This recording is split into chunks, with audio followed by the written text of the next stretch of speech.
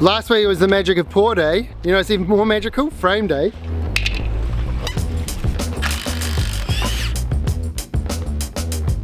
Honestly, this is the week where it's going to change.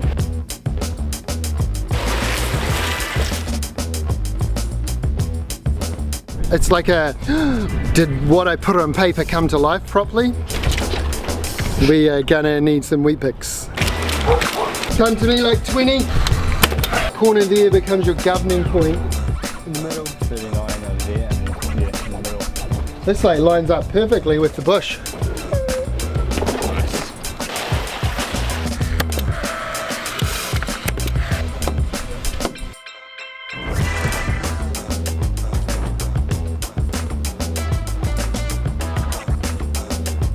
Previously, both slabs happening today. We're going to get them in.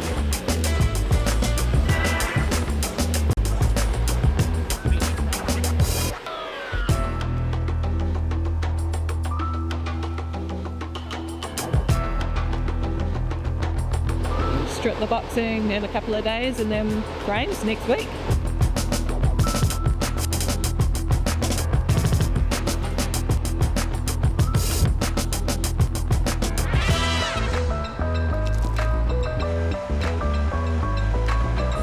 Yo, frames being delivered. I had to get a special 31 meter reach higher bin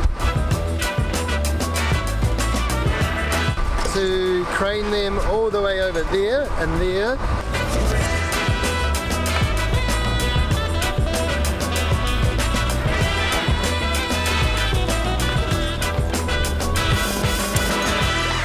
And we're going to have to get him back to lift all our metal beams in place as well.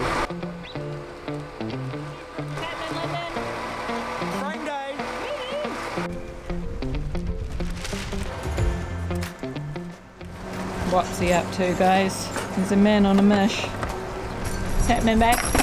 Clean up, clean up. Everybody do your shift. One of the absolute best things about being a parent is getting songs like that stuck in your head for the rest of your life. It's tidy up time. Time to put your things away. It's tidy up time.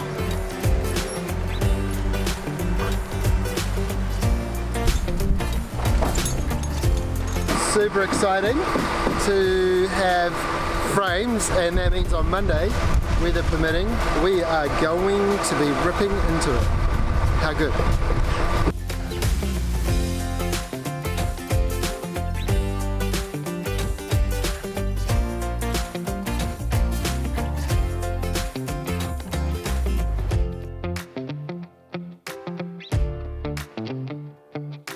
Yo, it's Monday morning, the 13th of October, and guess what? We have frames.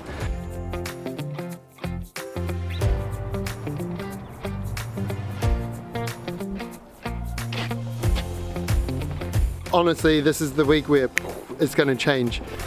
The only other thing I do with right now, we're doing a combination of cleaning up. I think it's hydrate muted.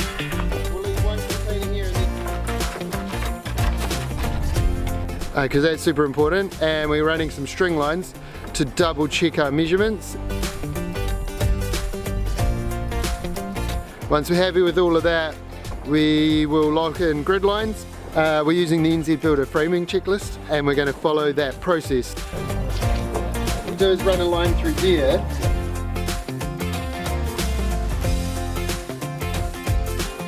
So this is Ollie, and Ollie's first day here on site. Qualified builder from the far north, building architectural homes, and rang me up and he was like, yo man, I want to give you a boost up on that build up there, pretty much, eh? Yep, that's how it went. Yeah, and here we are. So Wade's super busy building McCarthy and the Mungareki townhouses, and I suppose that the YouTube as well has meant that we need to slow this build down a little bit more, and that means you're the man for the job. Cool, hopefully not too slow. Let's do it, man. Exciting. So right now we're just squaring everything up, running string lines. If it's your first day on site and you're walking onto a slab, first thing you do, run some lines, get your head around the measures. Little half hitch. the string line so that it doesn't fall down. If you're up 2 stories and it goes down to the bottom of the job, it's a pain. You have to walk back to the top. I can imagine. We're dropping new videos every Saturday at 5 o'clock, showing the real journey of building our dream home right here in New Zealand. If you don't want to miss another slab pour, another framing session, or a classic smoko yarn, hit subscribe and you'll be right there with us.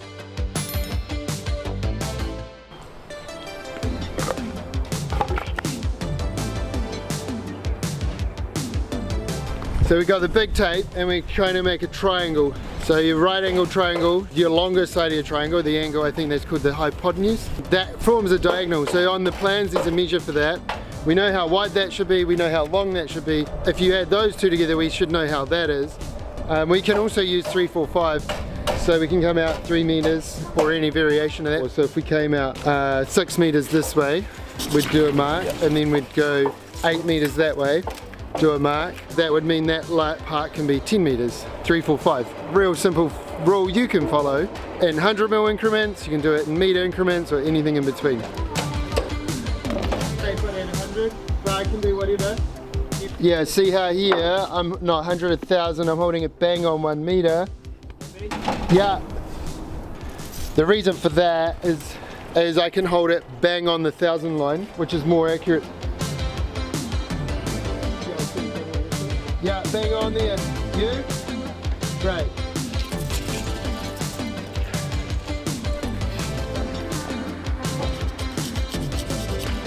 And the most important jobs as an apprentice is holding the end of the tape in the right spot. Because the builder on the other end measurement is only as accurate as how well you hold it in place. We good? That's a real basic way to make sure something's square. So we've made sure that the wall and the slab are parallel. They're bang on, we're happy with that.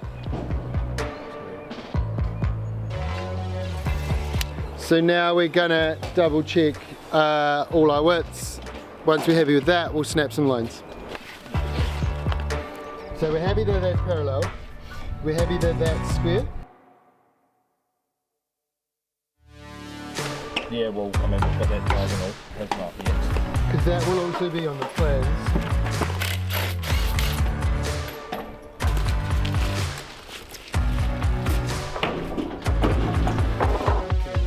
Now that the earthworks foundation phase is out, the key is like getting rid of all of the stuff from that phase, like the waratahs and the leftover metal and the caps and the boxing.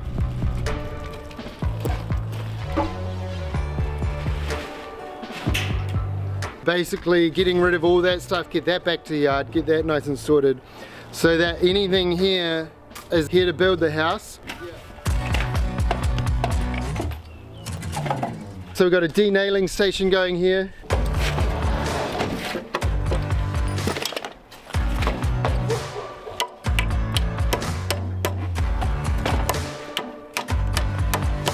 Like all of this can go back to the yard and we'll reuse it on another job. Anything we can reuse here, we're going to use for bracing, we're going to use for blocking, or we'll send it to the yard to use for the next job. We'll reuse as much as possible. There's a sweet spot where you're going to spend longer trying to pull every single nail out of a manky piece of timber. In that case, unfortunately the only option we've got for it is landfill right now. However, there's some real cool initiatives coming. For example, Firth up in Whangarei is burning all the offcuts. I'd love to see more of that stuff come to New Zealand, and definitely like more available in places like Wellington. So if that's something you're working on and you can burn our offcuts, hit us up.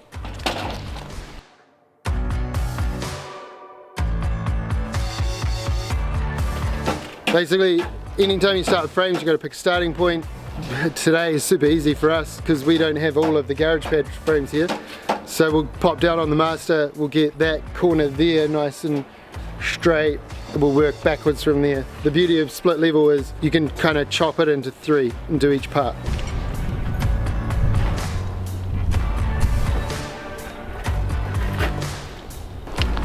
This is why it's nice to have 2 people. And then we do the same down that end, and then we get a chalk line going between those 2. Yeah, 100mm out from where the start of the framing is there. Line. So it's got a grid line. What? Offset line, it's called an offset line, and we'll ping those first before we stand frames. Often the best time to do it is as soon as you've stripped the boxing, but before frames get delivered, if you get the window. But if you under the pump because of weather delays, then there's always a way to work around it.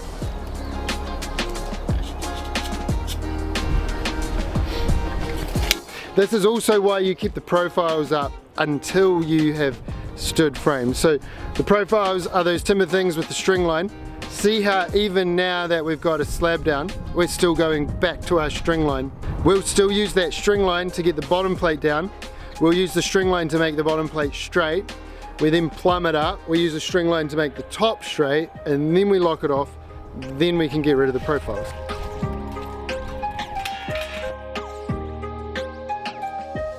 Those temporary timber structures we created right back in April are still being used now as a reference point to make sure that everything we're doing here is mint. Which is why when you build them, you got to build them in the right place, and you got to build them strong enough to withstand 6 months of earthworks and digger drivers and foundation crews.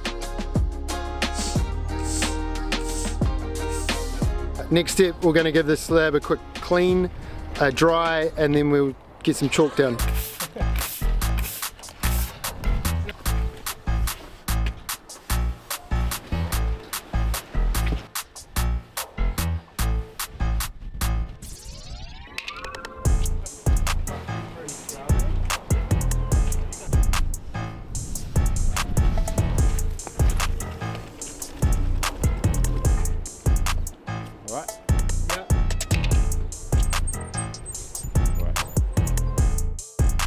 Yeah, so I reckon we get the framing plan and we start here.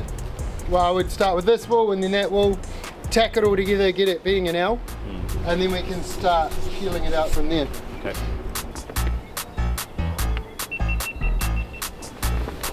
So this here is called DPC, damp proof course. Anywhere where you have timber permanently touching concrete that hasn't got an H4 treatment needs to have this on it. I think it's only H4 and H5 that are allowed to be like permanently in contact with the ground. It just makes sure that the timber doesn't absorb any extra moisture from the concrete, although you've seen how many steps we have done to make sure there is no moisture in the concrete.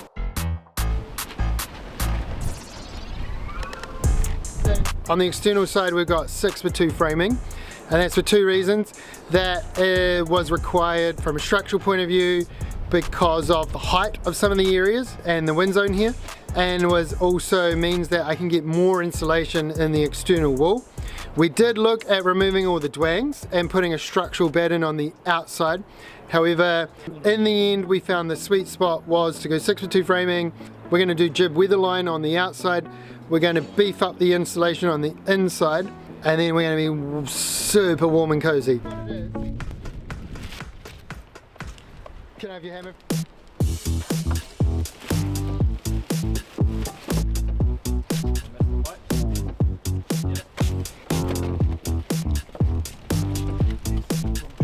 All of our internal frames will be standard 4x2 or 90mm if you're a New Zealander.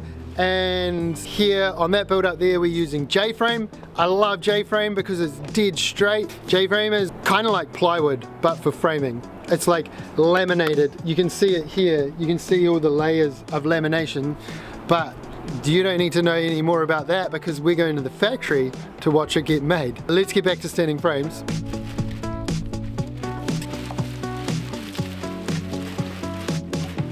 So here we follow the Prydo system, and this all gets modelled up in the factory, and then that gets submitted as part of our consent documents. There's got a bunch of information about not only where the frames are, each frame has a number and a label and a position, and then every truss is numbered, and then there's a bunch of details about connections. They all get put into what's called a bundle. The trick is, especially on a site like this, as you're getting them delivered, make sure that your bundles end up where you want them.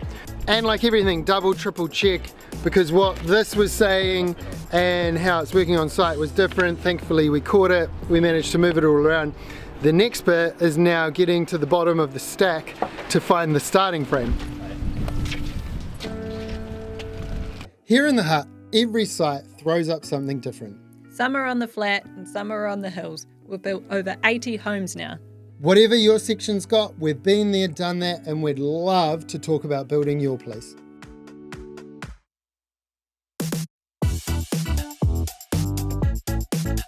What's the number of your starting frame? Mine goes this way, I think. 6 in the corner. 7, 6, 7. 72 there.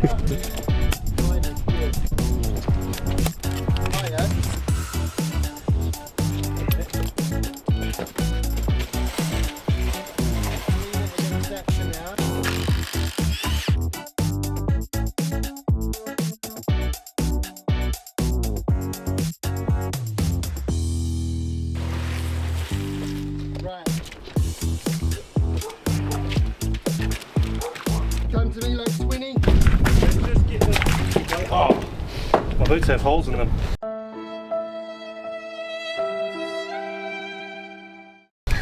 That's not a good way to find out. Right.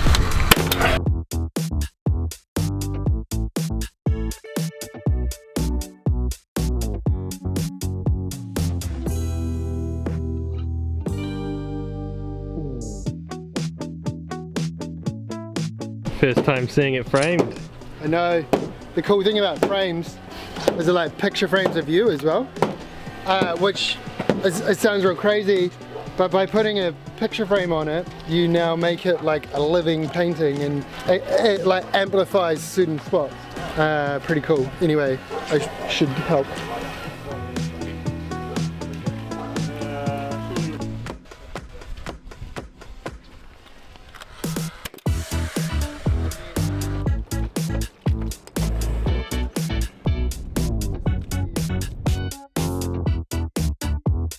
Yeah, this is the bathroom window. Great view of the, this like lines up perfectly with the bush. The actual, like, look how the wall drops there. And that's all gonna grow out as mint flexes. Attract all the local tuies. The boys will be able to do a poo with a view. Lucky boys.